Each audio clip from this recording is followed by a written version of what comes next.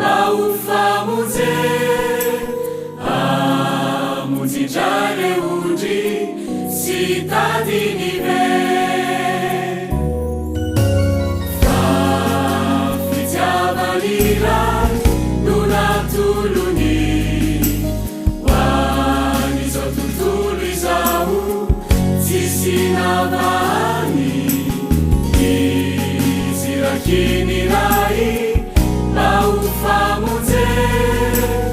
amonjindray leondry sy tadinive etana mifandray mahitolindray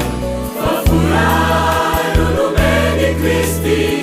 isikizao andeha hifankaty-ta aratsilay fiainanahitray de hitoetra mifitiavany eo iray ianeta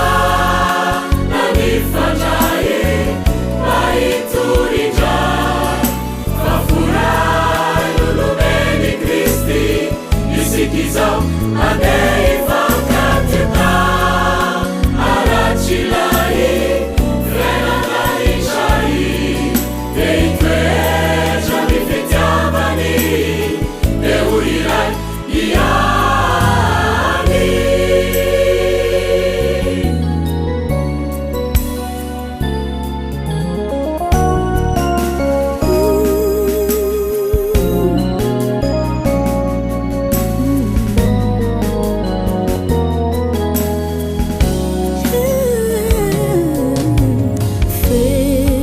Matiwasianao i Kristy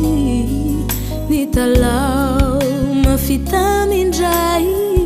hoan'ireo zay azy hoan'ireo zay minokoa no niteniny de ho iray tokoa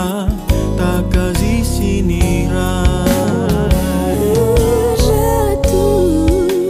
zoady mafiao zay sarotra